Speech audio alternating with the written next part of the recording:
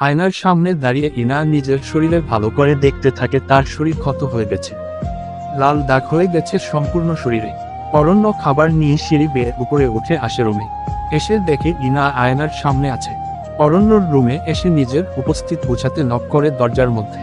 ইনা পিছনে ফিরে তাকিয়ে দেখে অরণ্য এসেছে। ইনা বলে, রুমের ভিতরে আসেন অরণ্য। ইনার সম্মতি পেয়ে অরণ্য রুমের ভিতরে চলে আসে। এরপর নিজের হাতের রাখা খাবার টেবিলে রাখে। ইনা এসে বসে টেবিলের কাছে। এরপর খাবার খাওয়া শুরু করে। প্রায় সারাদিন সে না খেয়ে কাটিয়ে দিয়েছে, যার জন্য তার প্রচুর খিদা লেগেছে। ইনার খাওয়ার মাঝে অরণ্যর চোখ চায় ওর শরীরে ক্ষত হয়ে যাওয়া লাল দাগের দিকে। অরণ্য বলে, ইনা আপনার শরীরে এত লাল দাগ কি করে হয়েছে? ইনা খাবার খাওয়ার মধ্যে অরণ্যর কথা শুনে জবাব দেয়, আসলে আমাকে বউ ভাতের হ্রস্ব উকার স্থান থেকে অ্যারেস্ট করা হয়েছে, যার জন্য বিয়ের গয়না শরীরে পড়া ছিল। আজ জেলখানায় আমি পোশাক পরিবর্তন করি নাই। অনেক ধরে ভারী গয়না আর শাড়ি পরে থাকার কারণে এমন লাল দাগ হয়ে গেছে। ইনার কথা অরণ্য বুঝতে পারে। একার সে গিয়ে মেডিসিনের বাক্স নিয়ে আসে। এরপর ইনার সামনে টেবিলে রাখে আর ইনায়াকে উদ্দেশ্য করে বলে, ইনা খাবার খাওয়া শেষ করে আপনি ঔষধ লাগিয়ে নেন সারা শরীরে। এরপর ঘুমিয়ে যান। সারাদিনে অনেকটা রাত হয়ে গেছেন নিশ্চয়ই আপনি। অরণ্যর কথায় ইনা বাধ্য মেয়ের মতো শুনে খাওয়া দাওয়া শেষ করে এরপর পাশে থাকা মেডিসিনের বাক্স থেকে ঔষধ লাগাতে থাকে শরীরে। ইনা সারা শরীরে ব্যথা পেয়েছে, যার জন্য তাকে ঔষধ লাগাতে হবে। কিন্তু অরণ্য পাশে বসে আছে। এখন সে কি করে শাড়ির আঁচল সরিয়ে ঔষধ লাগাবে শরীরে? অরণ্য ইনা অবস্থা বুঝতে পারে, যার জন্য সে বেড থেকে উঠে পড়ে আর বলে, ইনা আমার জরুরি ফোন এসেছে আমাকে, যার জন্য হ্রস্ব ইকারে যেতে হবে। আপনি ঔষধ লাগিয়ে বেডে শুয়ে রেস্ট নেন। অরণ্য কথাটা বলে চলে যায়। ইনা নিজের শরীরে ঔষধ লাগাতে থাকে, তবে তার হাত পিঠ অবধি পৌঁছাতে পারে না। ইনা দ্বারা যতটুকু সম্ভব হয়েছে সে ঔষধ লাগিয়ে দেয়। জেলখানায় থাকতে ভালো করে ঘুম হয় নাই তার, যার জন্য সে বিছানায় শুয়ে পড়ে। অরণ্য প্রায় 2 ঘন্টা পর নিজের রুমে ফিরে আসে। দরজা খুলে রুমে এসে দেখে ইনা ঘুমিয়ে পড়েছে। অরণ্য নিজেও কালকে সারা রাত ঘুমাতে পারে নাই, তার জন্য সে সোফায় গিয়ে শুয়ে পড়ে। বিকাল প্রায় 4টা। ইনা ফোনে রিং হচ্ছে, কিন্তু ইনা ঘুমে মগ্ন থাকার কারণে সে শুনতে পায় না। প্রায় অনেক সময় ধরে ফোনের শব্দ করার কারণে ইনার ঘুম ভেঙে যায়। ইনা ঘুম থেকে পিটপিট করে চোখে খুলে পাশে থাকা টেবিল থেকে নিজের ফোন হাতে নেয়। ফোনের স্ক্রিনে অরুণা বেগমের নাম্বার দেখে ইনা ফোন রিসিভ করে। ইনা ঘুমন্ত কণ্ঠে বলে, মামনি কি হয়েছে? এতবার ফোন কেন করেছ? ইনা তোমাকে কি জেলখানা থেকে ছেড়ে দিয়েছে? আজকে তোমার ভালো বাবা অসুস্থ হয়ে গেছে, যার জন্য আমরা আদালতে যেতে পারি নাই। মামনি কেন? সমস্যা নাই, আমি একদম ঠিক আছি। আর জেল থেকে ছেড়ে দিয়েছে, আমাকে তোমাদের টেনশন করতে হবে না। ভালো বাবার শরীরে যত্ন নিতে বলো। ইনা আর অরুণা বেগম প্রায় 20 মিনিট সময় ব্যয় করে কথার মধ্যে। এরপর ইনা ফোন রেখে ওয়াশরুমে চলে যায়। সেখানে থেকে ফ্রেশ হয়ে রুমে ফিরে আসে। ইনা এতক্ষণ সোফায় তাকিয়ে দেখে অরণ্য সেখানে শুয়ে আছে। ইনা এগিয়ে যায় ঘুমন্ত অরণ্যর কাছে। সোফার কাছে গিয়ে সে ভালো করে দেখে অরণ্যকে। ইনা বলে, মিস্টার অরণ্য রাজ চৌধুরী আমার জীবনের সবচেয়ে অপছন্দের মানুষ। কিন্তু অরণ্য, আপনার সাথে আমার শত্রুতা কখনো শেষ হবে না, তবে আপনি আমার অনেক উপকার করেছেন অরণ্য। মানুষ হিসাবে আপনি সত্যি একজন উত্তম ব্যক্তি। অরণ্যর ঘুমন্ত অবস্থায় কোনো নারীর কণ্ঠ শুনে চোখ খুলে তাকায়। অরণ্য ঘুম থেকে উঠে গেছে দেখে ইনা সেখানে থেকে চলে যেতে চায়, তার আগে অরণ্য তাকে থামিয়ে দেয়। অরণ্য ইনার হাত ধরে আবার সোফার কাছে নিয়ে আসে। অরণ্যর বিশ্বাস হচ্ছে না ইনা তার কাছে এসেছে। অরণ্য ডেভিল হাসি দিয়ে বলে, কি ব্যাপার মিসেস ইনা চৌধুরী? ঘুমন্ত অবস্থায় নিজের স্বামীর সর্বনাশ করার জন্য কি তার কাছে এসেছেন? বাসর রাতে যদি আপনি সম্মতি দিতেন তাহলে এতদিনে 3-4টা বাচ্চাও হয়ে যেত আমাদের, আর আপনাকে এমন লুকিয়ে লুকিয়ে স্বামীর কাছে আসতে হতো না। অরণ্যর কথা শুনে ইনার কান গরম হয়ে যায়। এই লোকের মধ্যে কি লজ্জা শরম বলতে কিছু নাই? তাদের দুইজনের বিয়ে হয়েছে মায়ের 2 দিন আগে, এর মধ্যে 4টা বাচ্চা কোথা থেকে আসবে? ইনার রাগী স্বরে বলে, অরণ্য, আপনার সাথে কথা বলা আমার জীবনের সবচেয়ে বড় ভুল। জঘন্য পুরুষ মানুষ। ও রিয়েলি মিসেস ইনা চৌধুরী, তাহলে এই জঘন্য পুরুষের কাছে আপনি কেন এসেছেন? ঘুমের মধ্যে তার সর্বনাশ কোনো করতে চাইছিলেন? শুনুন, আপনার সর্বনাশ করার কোনো ইচ্ছা আমার নাই। আপনি ঘুমন্ত অবস্থায় শীতে কাঁপতে কাঁপতে কাঁথার জন্য চিৎকার করছিলেন, যার জন্য আমি মারি থেকে আপনার জন্য কাঁথা নিয়ে আসতে গিয়েছিলাম। ইনার মুখে মিথ্যা কথা শুনে অরণ্য হাসে। এরপর বাহিরের রোদের দিকে ইশারা দিয়ে বলে, ইনা, বাহিরে যা রোদ পড়ছে, মানুষ গরমে এসি ছাড়া থাকতে পারছে না। আপনি বলছেন আমি শীতে কাঁপছিলাম, কথাটা কি বিশ্বাসযোগ্য? সুন্দর করে সাজিয়ে মিথ্যা কথাও আপনি বলতে পারেন নাই না? ইনা বুঝতে পারে অরণ্য তার মিথ্যা কথা ধরে ফেলছে, কিন্তু এখন সে সত্যি বলতে পারবে না। এই লোকের উপর ইনার কোনো বিশ্বাস নাই। ইনা কথা ঘুরিয়ে বলে, আপনি একটা জঘন্য মানুষ, আপনার সাথে কথা আমি বলতে চাই না। এখন ফ্রেশ হতে যান ওয়াশরুমে, আমি নিচে গিয়ে দেখি রান্না হয়েছে কিনা। ইনা কথা আকারটা বলে রুম থেকে বের হয়ে যায়। অরণ্য মুখে একটা হাসি নিয়ে ওয়াশরুমে চলে যায়। ইনা রুম থেকে বের হয়ে সিঁড়ি দিয়ে নিচে চলে যায়। এরপর সে সম্পূর্ণ বাড়ি ঘুরে ঘুরে দেখে। অরণ্য বাড়ি অনেক সুন্দর, শহরের সবচেয়ে বড় প্রশ্রয়ী কার্জনেস ম্যানের বাড়ি বলে কথা। ইনা প্রতিটা রুম ঘুরে ঘুরে দেখছে। হঠাৎ করে একটা রুমের সামনে যায় সে। ইনা শুনতে পায় সেই রুম থেকে কোনো মহিলার আওয়াজ শোনা যাচ্ছে। ইনা এই বাড়ির প্রতিটা মানুষের সাথে পরিচিত, প্রশ্রয়ী কার্ড হয়েছে, কিন্তু এই মহিলাকে এই রুমে। ইনা কৌতূহল নিয়ে রুমের দরজায় নক করে। দরজা খোলা থাকার কারণে ইনা রুমের ভিতরে প্রবেশ করে। ইনা দেখে একজন মহিলা নামাজের তসবিহ হাতে নিয়ে বসে জিকির করছে। মহিলা পিছন্দ প্রশ্রয়ী কার্ক ঘুরো বসে থাকার কারণে তার মুখ দেখা যাচ্ছে না। জিকিরের মধ্যে হঠাৎ করে পিছন থেকে কোনো মানুষের পায়ের শব্দ শুনে পিছনে ফিরে তাকায় রেহানা বেগম। রেহানা বেগম পিছনে ফিরে তাকিয়ে দেখে তার সামনে একটা মেয়ে দাঁড়িয়ে আছে। রেহানা বেগম সামনের দিকে ফিরে আসার কারণে তার চেহারা ইনা দেখতে পায়। ইনার মনে উনি সেই মহিলা যে তাকে বিয়ের সময় বউ হিসাবে তাকে বরণ করে নেয়। রেহানা বেগম গম্ভীর গলায় বলে, তুমি ইনা তাই না? এই বাড়ির নতুন বউ, দ্য গ্রেট বিজনেসম্যান অরণ্য রাজ চৌধুরীর বউ। রেহানা বেগমের কথা শুনে ইনা উত্তর দেয়, জি আমি ইনা, অরণ্য বউ। কিন্তু আপনি কে? আমি রেহানা পারভিন, সাইমার মা। হানা বেগমের মুখে সাইমার মা শুনে ইনা অবাক হয়ে যায়। তাহলে কি উনি অরণ্যর মা, মানে ওর শাশুড়ি? ইনা আর দেরি করে না, সে আর আঁচল তুলে মাথায় দেয়। এরপর রেহানা বেগমের কাছে এসে তার পায়ে সালাম করে। রেহানা বেগম তা দেখে খুশি হয়। উনি ইনায়াকে উঠিয়ে ওর মুখ দেখে। ইনা যথেষ্ট সুন্দরী আর ওর চেহারার মধ্যে অদ্ভুত এক মায়া আছে যা প্রতিটা মানুষকে তার প্রতি মুগ্ধ করে। রেহানা বেগম বলে, মাশাআল্লাহ, কি সুন্দর বউ হয়েছে চৌধুরী বাড়ির। দোয়া করি মা তুমি সুন্দর করে সাজিয়ে গুছিয়ে সংসার করবে, আর এই চৌধুরী বাড়ির মান সম্মান সব ভালো করে বজায় রাখবে। ধন্যবাদ মা। রেহানা বেগমের সাথে ইনা অনেক সময় কথা বলে। উনি বেশ ভালো আর মার্জিত রুচিসম্মত মানুষ। রেহানা বেগম বেড থেকে উঠে গিয়ে আলমারি থেকে 2 সেট গয়না আর হাতের চুড়ি নিয়ে আসে। রেহানা বেগম গয়নার সেট ইনার হাতে দেয় আর চুড়ি পরিয়ে দেয় ইনার হাতে। ইনা বলে, মা কি করছেন আপনি? আর এই গয়না আর চুড়ি আমাকে দিচ্ছেন কোনো? এই গয়না এই বাড়ির ঐতিহ্য, চৌধুরী বাড়িতে যারা বউ হয়ে আসে প্রত্যেকে এই গয়না পরে।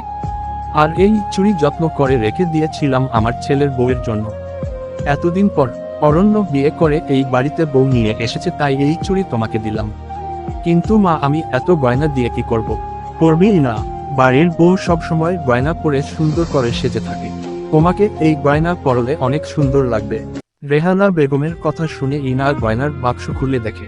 সেখানে থাকা গয়না অনেক সুন্দর, তার পছন্দ হয়েছে। রেহানা বেগম আর ইনা অল্প সময় কথা বলে। এরপর ইনা আবার অন্য সব রুমে ঘুরতে থাকে। হঠাৎ কর আর ইনার ফোনে একটা কল আসে। ইনা রিসিভ করে। ইনা বলে, আসিফ কি জানতে পারছো? ম্যাম এসএস কোম্পানির ম্যানেজারকে আমি খুঁজে পেয়েছি, সে আপনার সাথে কথা বলতে চাই। আর ম্যাম আপনার নামে এই কোম্পানির দলিল আছে, কিন্তু আমার নামে এত বড় কোম্পানিকে লিখে দিবে উনি আর কেউ না আপনার। চোখ রাখুন, ফলো করুন আমার ফেসবুক পেজ, কালকে জানতে পারবেন ম্যাম আপনার নামে এসএস কোম্পানি লিখে দিয়েছে। আপনার নানা, যিনি 10 বছর আগে মারা গেছেন। আসিফের মুখে নানার নাম শুনে ইনা চমকে যায়। তার নানা 10 বছর আগে তার নামের সম্পত্তি লিখে দিয়েছে। ইনা কথাটা বিশ্বাস হয় না। সে আবার আসিফকে জিজ্ঞেস করে। ইনা বলে, আসিফ আমার মনে হয় তোমার কোথাও একটা ভুল হচ্ছে। আমার নানা কি করে এসএস কোম্পানির মালিক হতে পারে? ছোটবেলা থেকে আমার নানার বিষয়ে আম্মু কোনো কথা বলে নাই আমাকে। মৃত্যুর আগে ও আম্মু নানুর পরে আমাকে জানায় নাই। আমার মনে হয় এই সব কিছুর পিছনে অন্য কারো হাত আছে। ইনা ম্যাম আমি এসএস কোম্পানির সকল তথ্য চেক করে দেখেছি। এসএস কোম্পানির ম্যানেজারকে কিডন্যাপ করে তার থেকে জানতে পারি এই কোম্পানির আসল মালিক আপনার নানা। উনি মারা যাওয়ার আগে এই কোম্পানি আপনার নামে লিখে দিয়ে গেছে। আসিফ তুমি কি সিউর? ইয়েস ম্যাম আমি সিউর। আপনি হলেন এসএস কোম্পানির বর্তমান মালিক। শুধু তাই না, আপনার নানার সকল সম্পত্তির একমাত্র বংশধর আপনি। তুমি ওই ম্যানেজারকে আমার গেস্ট হাউসে নিয়ে যাও, আপনি আসছি। আমার মনে হয় ওই ম্যানেজার অনেক গোপন তথ্য জানে। Okay ma'am. ইনা ফোন রেখে দেয় তার আসিফের কথা। আকার বিশ্বাস হচ্ছে না, মানে এইটা কি করে সম্ভব। ইনা খুব ছোট থাকতে তার মা মারা যায়, তাই তার মায়ের বাবার বাড়ির বিষয়ে সে কিছু জানতো না। আর এত বছরে তার নানার বাড়ি থেকে কেউ কখনো তার সাথে দেখা করতে আসে নাই। দাঁড়ি, তাহলে আজ হঠাৎ করে এসএস কোম্পানির মালিক যে কি করে হয়ে যেতে পারে। প্রতিটা ঘটনা ইনার মাথার উপর দিয়ে যাচ্ছে, তাহলে কি তার জীবনের অনেক ঘটনা তার এখনো অজানা। অরণ্য নিজের রুমে বসে ল্যাপটপে কাজ করছিল। বসন্ত রায় 2 দিন ধরে তার অফিসে যাওয়া হয় না। অফিসের সকল কাজ তাকে রুমে বসে কমপ্লিট করতে হবে, না হলে বিজনেসে অনেক লস হয়ে যাবে। অরণ্যর কাজের মধ্যে দরজা দিয়ে রুমের মধ্যে প্রবেশ করে ইনা। অরণ্য আর চোখে ইনার দিক একবার তাকিয়ে দেখে। ইনা মুখে চিন্তা আর হতাশার ছাপ স্পষ্ট ফুটে ওঠে। অরণ্য বলে, কি হয়েছে আপনার ইনা? এত মনোযোগ সহকারে কি ভেবে যাচ্ছেন আপনি? আবার কি নতুন বিপদে এসেছে আপনার জীবনে? অরণ্যর কথা শুনে ইনা তার ভাবনার জগৎ থেকে বের হয়ে আসে। ইনা ভ্রু কুঁচকে বিরক্ত হয়ে বলে, অরণ্য, আমার জীবনে ঘূর্ণিঝড়, সিডর, টনর যাই হয়ে যাক সেই বিষয়ে আপনার জানতে হবে না। নিজের কাজে মনোযোগ দিন আর আমাকে দয়া করে বিরক্ত করা বন্ধ করেন। ইনা, আপনি কি আমার কোনো কথার সুন্দর করে জবাব দিতে পারেন না? আর আপনার জীবনের কি চলছে সেই বিষয়ে জানার আমার বিন্দু মায়ে আগ্রহ নাই। অরণ্য ইনার সাথে আর কোনো কথা বলে নাই, সে নিজের কাজের সম্পূর্ণ মনোযোগ দেয়। অন্যদিকে ইনা ওয়াশরুম থেকে ফ্রেশ হয়ে এসে আয়নার সামনে দাঁড়িয়ে রেডি হতে থাকে। ইনার গায়ে হাতে ভারী গয়না ছিল যা রেহানা বেগম তাকে দিয়েছে। ইনা গয়না খুলতে চায় কিন্তু তার হাত দিয়ে সেটা সম্ভব হচ্ছে না। ইনা প্রায় 5 মিনিট ধরে গয়না খোলার ট্রাই করছে, কিন্তু সম্ভব হচ্ছে না। অরণ্য নিজের কাজ শেষ করে ল্যাপটপ রেখে ইনার দিকে তাকিয়ে দেখে সে আয়নার সামনে দাঁড়িয়ে নিচে গলা থেকে গয়না খোলার চেষ্টা করছে। অরণ্য ল্যাপটপ রেখে এগিয়ে যায় ইনার কাছে, এরপর বলে, ইনা, আমি কি আপনাকে সাহায্য করব? না, দরকার নাই, আমি একা করতে পারবো। আপনি গয়না ভেঙে ফেলবেন। অরণ্য জানে ইনা কত জেদি, যদি কোনো কাজ না পারে তবুও কারো কাছ থেকে সাহায্য নিবে না। কিন্তু ইনার প্রবলেম হচ্ছে দেখে অরণ্য নিজেকে আটকে রাখতে পারছে না। সে এগিয়ে দিয়ে ইনার কাছে, এরপর ওর কাঁধে হাত রাখে, সেখানে তো আকার চুল সরিয়ে দেয়। অরণ্য খুব ধীরে ধীরে ইনার শরীরে থাকা সকল গয়না খুলে ফেলে। অরণ্য ছোঁয়া পেয়ে ইনা নিজের চোখ বন্ধ করে ফেলে, তার শরীরের মধ্যে শান্ত বাতাস বয়ে যায়। ইনার শরীর থেকে সকল গয়না খুলে ফেলার পর অরণ্য বলে, ঘুম হয়ে গেছে। আর শুনুন মিসেস ইনা, অরণ্য কোনো জিনিস ভেঙে ফেলে না, বরং তা যত্ন করে আগলে রাখতে জানে। ধন্যবাদ অরণ্য। অরণ্য সকল গয়না ইনার হাতে দিয়ে যখন চলে যাবে তখন হঠাৎ করে তার চোখ চায় গয়নার দিকে। অরণ্য এত সময় ভালো করে খেয়াল করে নাই গয়নার দিকে। অরণ্য ইনার হাত থেকে গয়না কেড়ে নেয়, এরপর বলে, এই গয়না আপনাকে কে দিয়েছে ইনা? এই গয়না শুধু আম্মুর কাছে আছে, আমাদের পারিবারিক গয়না এটা। আমি জানি আপনার আম্মু আমাকে গয়না দিয়েছে। ইনার কথা শুনে অরণ্য ওর মুখের দিকে তাকিয়ে থাকে। অরণ্য শান্ত গলায় বলে, আমার মা আপনাকে সত্যি গয়না দিয়েছে ইনা? মানে ওনার সাথে আপনার কথা হয়েছে? আচ্ছা, আমার বিষয়ে কি আম্মু কিছু বলেছে? অরণ্যর মুখে এমন কথা শুনে ইনা অবাক হয়। এই প্রথম অরণ্যর কণ্ঠ শুনে ইনার মনে হচ্ছে সে কান্না করে দিতে পারে। ইনা বলে, আপনার মা দিয়েছে? নতুন বউকে মুখ দেখে শাশুড়ি উপহার দিতে পারে, এত অবাক হওয়ার কি আছে? আর আপনার বিষয়ে আম্মু কি বলবে আমাকে? আপনার সাথে কি আম্মুর কথা হয় না? ইনার মুখে অরণ্য কথাটা শুনে একটা দীর্ঘ শ্বাস ফেলে এরপর শান্ত গলায় বলে, না, কথা বলে না আমার আম্মু আমার সাথে। আসলে কি জানেন, আমি মানুষটা খুব খারাপ, যার জন্য কেউ আমাকে ভালোবাসতে চায় না। আচ্ছা, বাই দা ওয়ে, আম্মু আপনাকে গয়না যেহেতু দিয়েছে তার মানে ওনার আপনাকে পছন্দ হয়েছে। অরণ্য কথাটা বলে মাথা নিচু করে চলে যায়। ইনা শুধু অরণ্যর মুখের দিকে তাকিয়ে থাকে। তাহলে কি অরণ্যর সাথে তার মা কথা বলে না? কিন্তু কেন? ইনার জীবনে এখন কি হচ্ছে তা সে বুঝতে পারছে না। তবে ইনা তাড়াতাড়ি রেডি হয়ে গাড়ি করে বেরিয়ে যায়। ইনা গাড়ি ড্রাইভ করতে পারে, যার জন্য তার কোনো সমস্যা হয় না। প্রায় 20 মিনিট পর ইনার গাড়ি এসে পৌঁছায় তার গোপন গোডাউনে। ইনা গাড়ি থেকে নেমে দাঁড়ায়, এরপর সে বাড়ির ভিতরে ঢুকে যায়। আসিফ এতক্ষণ অপেক্ষা করছিল ইনার জন্য। তার পাশের চেয়ারে বেঁধে রাখা হয়েছে এসএস কোম্পানির ম্যানেজারকে। ইনার রুমের ভিতরে আসে আর বলে, আসিফ, আমি এসে পড়েছি। ইনার রুমের ভিতরে আসে, এখানে অনেক অন্ধকার, তার সাথে অনেক লোক আছে যাদের হাতে বন্দুক আছে। ইনার লোক সবাই ইনায়াকে সালাম দেয়। আসিফ বলে, ম্যাম, আপনার কথা অনুসারে ম্যানেজারকে কিডন্যাপ করেছি। না, এগিয়ে যায় ম্যানেজারের কাছে, তার মাথা থেকে কালো মুখোশ খুলে ফেলে। ম্যানেজার বলে, বিশ্বাস করেন ম্যাম, আমি কিছু জানি না। এসব কে করছে আমি সত্যি জানি না। দয়া করে আমাকে ছেড়ে দেন। ম্যানেজারের কথা শুনে ইনা হাসে আর বলে, আরে ম্যানেজার সাহেব, আপনাকে খুন করার কোনো ইচ্ছা আমার নাই। শুধু আমি আপনাকে কিছু কথা জিজ্ঞেস করব, তার যদি সত্যি সত্যি উত্তর দেন আপনি, তাহলে ছেড়ে দিব আপনাকে। কি জানতে চান আপনি? ইনা চেয়ারে বসে যায়, এরপর আসিফকে ইশারা দেয় সে একটা বন্দুক নিয়ে আসে।